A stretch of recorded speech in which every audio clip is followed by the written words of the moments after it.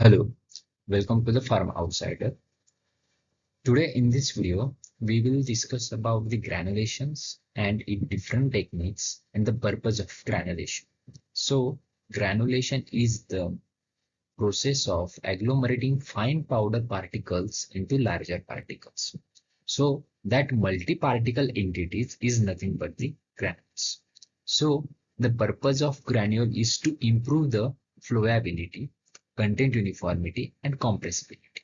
So flowability means we need to improve the converting cohesive. Cohesive is nothing but we need to reduce the intraparticular friction between the particles. So we improve the poorly flowing powder's flowability into the free flowing granules for the high speed tableting.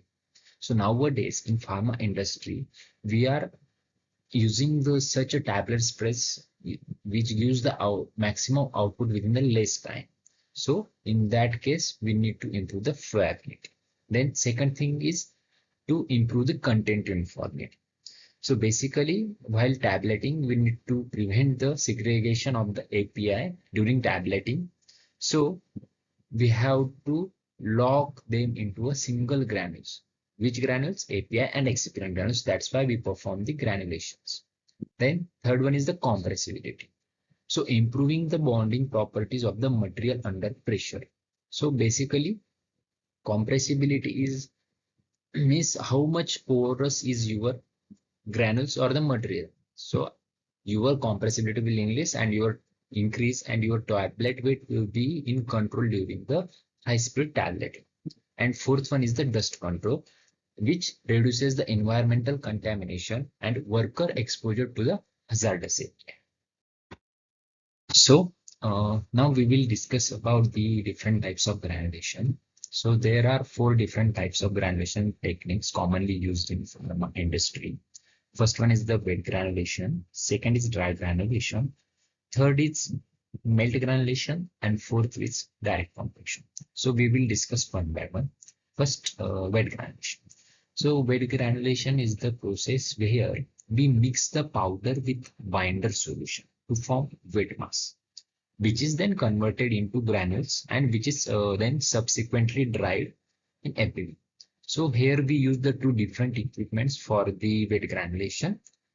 First is the RMG and second one is the FPV. So RMG is basically used for the mixing and binder addition purpose, and fluidized bed dry is used for the drying purpose.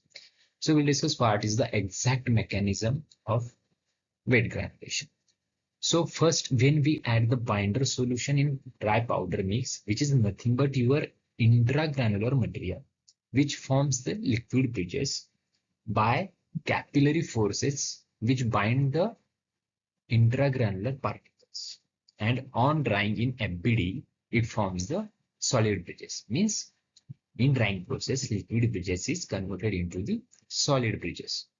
Now, what are the advantages of wet granulation? Wet granulation gives us excellent content uniformity results, and this technique is suitable for low dose drugs because low dose drugs are highly prone to the API and excipient segregation. That's why wet granulation technique is performed. Usually, if your API percentage is less than the 25%, in that case, we should go with wet granulation. Then it improves the compressibility significantly compared to the other granulation techniques. And here also some limitation for the wet granulation technique are this is not suitable for the moisture sensitive drugs, and it requires more process time because after binder addition in RMG or in FBD, we require more time because why? In FBD, we have to again the dry that wet mass in FBD. So in the other granulation process, we don't need to do drying. So this is the one of the limitation of wet granulation process. So next one is the dry granulation. So in dry granulation, we eliminates the need of liquid binders. So in wet granulation, we are using the liquid binders. In that case, liquid may be the water, alcohol, or whatever it may be. In dry granulation, we are replacing liquid binder with the solid binders like the MCC, different grades of MCC like Avicel, pH 101, 103, like that. So in this process, we compact the powder by using the mechanical force and then we milled that into the granules. For example, roller compaction we are using in dry granulation process. So in that what we do, mechanical force we applied by using the two rollers, in that we form the slug, and that slug is get then milled and converted that slug into the granules. So basically what is the exact mechanism? The mechanism in dry granulation is that particle bondings is formed via the plastic deformation of the API and excipients used in granulation, and which is then get fragmented by using the mill at the end of roller compaction process.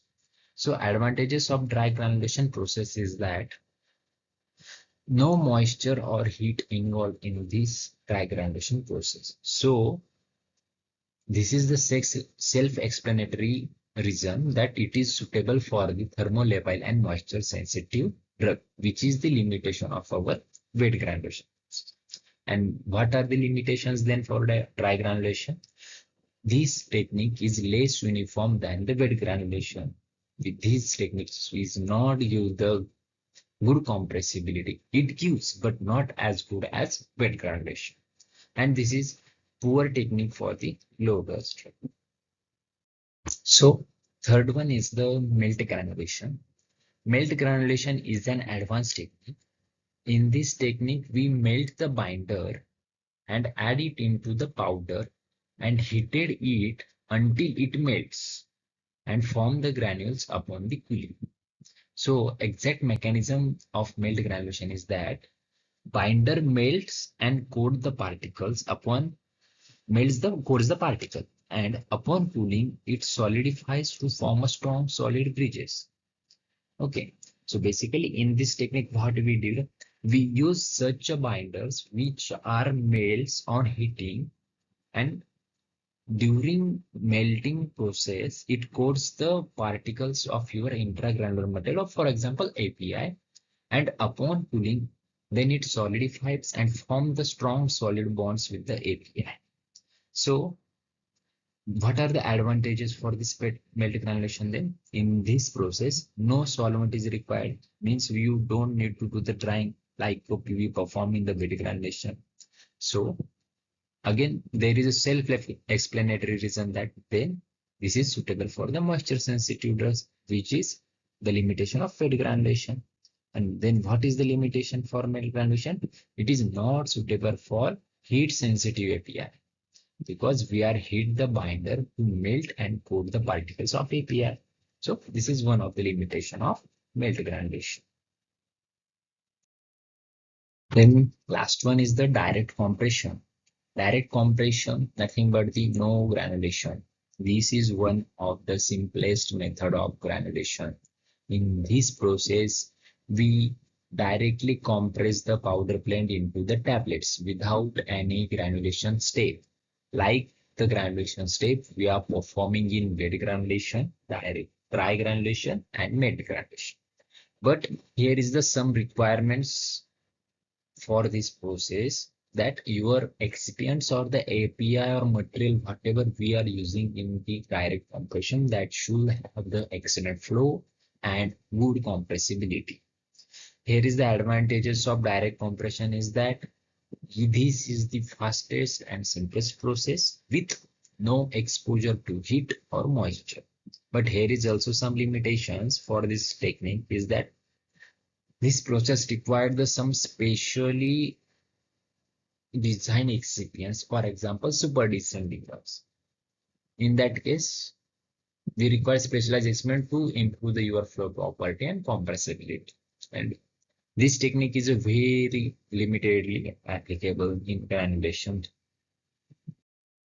So now here we will discuss about the rationale for selection of granulation techniques. So there are different rationales. First, we'll discuss about the API properties, which is nothing but our primary decision driver. For example, if your API is poorly soluble, we should go with the wet granulation to improve your wettability and resolution. If your API is highly soluble, you should go with dry granulation or direct compression because no wettability enhancement is needed. But if your drug dose is very low, we should go with wet granulation to ensure the uniform drug distribution.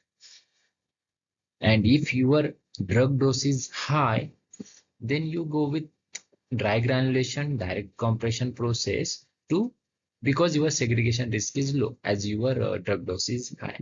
But if your API is moisture sensitive, you should go with the dry granulation and melt granulation to avoid the hydrolysis or any degradation process of your API. And if your API is thermolabile, it means heat sensitive, then you should go with the dry granulation to avoid the heat exposure during the drying and melting. And if your API is poorly compressible, then you should go with wet granulation to improve the intraparticle bonding, which is nothing but the van der Waals forces. And if your API has a good compressibility, then direct compression technique is highly preferred because in that no granulation technique is required and which is a less time consuming, simplest and fastest method. Based on the excipient characteristics, we are also able to decide the which granulation techniques to be used.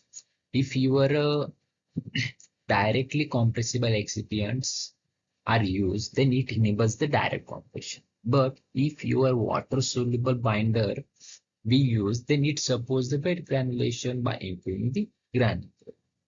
Okay. Then next one is the process considerations. When high content uniformity is required, we prefer the wet granulation. Or for fastest manufacturing, then we should go with the direct compression, which is the ideal state. Or if you have to avoid the solvent used in your process, then you should go with the dry or wet granulation. For ease of the scale up, dry granulation is the advantageous due to the continuous process.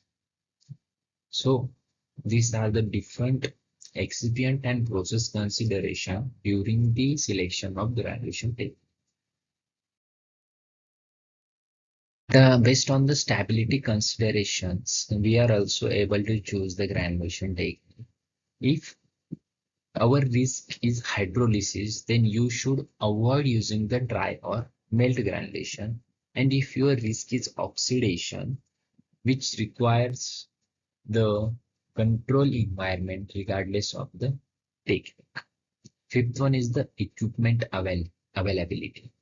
If for example, if you have the fluidized bed granulator, then you should go with the wet granulation because in that case, we are also able to do the efficient mixing, granulation, drying, and top spraying also.